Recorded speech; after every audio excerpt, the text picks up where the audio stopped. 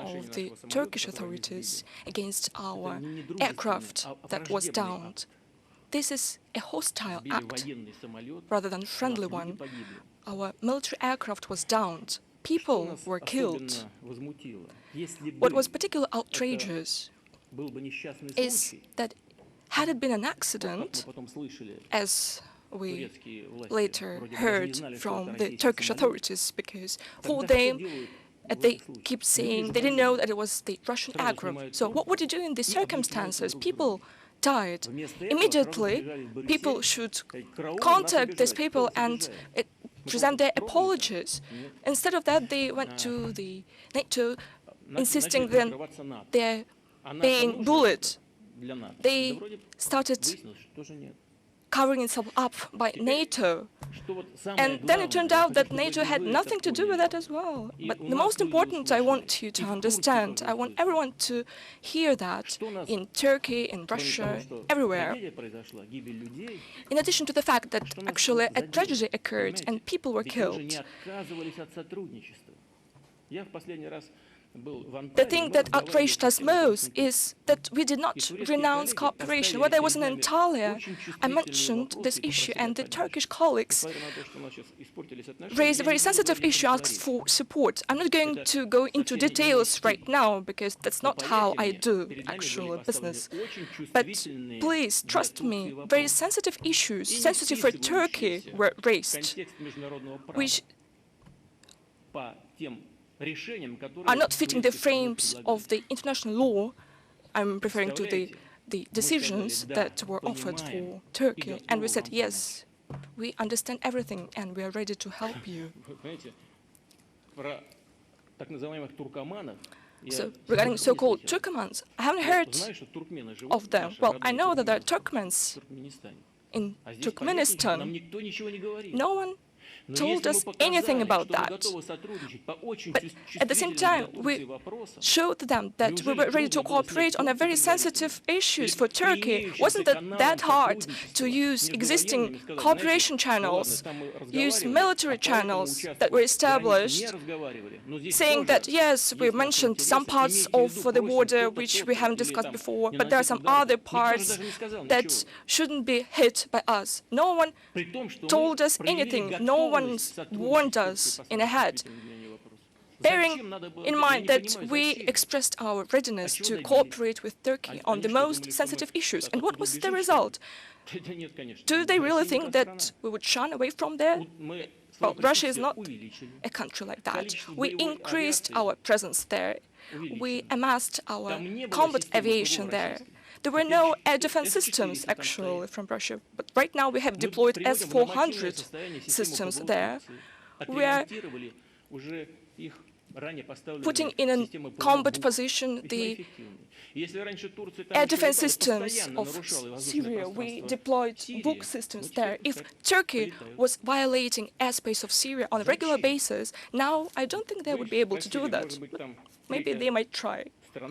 Well, then you ask, maybe there is the third party involved in this. Well, I got it, what you are hinting at, but we are not aware of that. If someone in the Turkish government decided to kowtow to the Americans, I don't know whether they were right to do that. I don't know whether Americans might actually need that. One could imagine that at some level there were agreements reached that they were going to down the Russian aircraft and then they will turn a blind eye and Turkey would get into the territory of Iraq and occupy some parts of its territories. I don't know, maybe there was such a bargaining tool discussed. I don't know, but they put everyone in a very difficult situation. Well, right now I'm trying to analyze everything that has happened and that is happening. I believe right now that the ISIL is a secondary thing. These are my own assessments. Well, back then, Iraq was invaded and destroyed. For good or for worse, it doesn't matter. But the vacuum emerged. Then elements popped up that had to do with trading in oil. And that situation was actually developing for years. The whole business was established there, smuggling, which is in huge scopes. And in order to protect these smuggling activities and illegal exports, one might need a military force. And it is very convenient to use the Islamic factor to bring gun fodder there under the Islamic slogans. But actually, those people are playing the game that has to do with protecting economic interests. So that's how actually ISIL emerged, as far as I think. Now, the supply routes have to be guaranteed. We started attacking oil convoys. And right now we see they're scared and they are moving in the nighttime using 10 or 15 trucks. Although the most of the supplies is now going on through Iraq and through the Iraqi Kurdistan.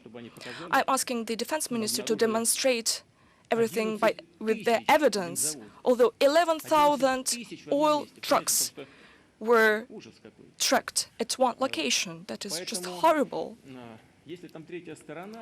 So whether there is a third party involved in this process, I don't know. It might be.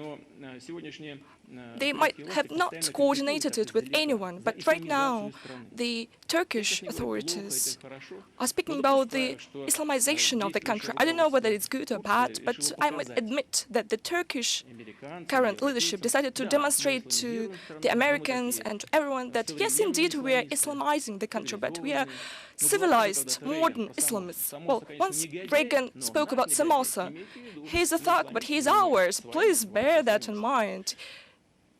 He's an Islamist, but he's ours. Maybe there is something else behind that, but definitely nothing good have we gained from it. And if there were any goals on the Turkish side, they were not achieved. They deteriorated the situation even further. Now, about our Turkish-speaking peoples, naturally, we need to continue fostering ties with close to us ethnicities. Well, because Turkish-speaking peoples of Russia, they're actually part of Russia.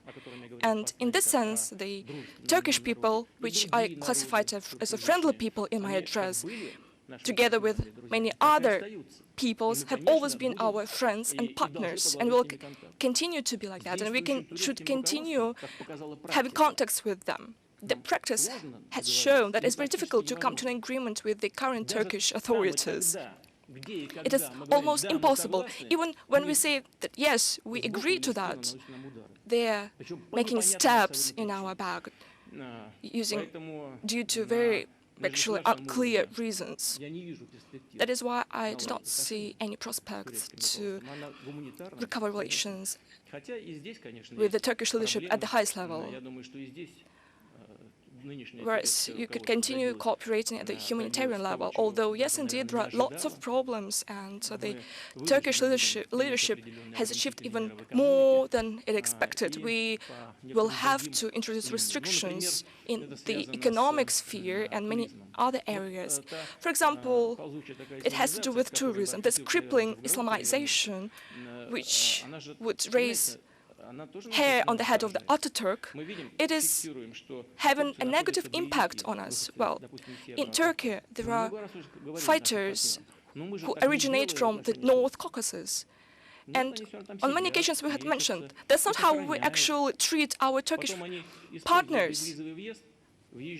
Nevertheless, our fighters are still there, they have some rest there, and then they use their passport to get into our country, and then we have to chase them in our mountainous regions and everywhere as terrorists.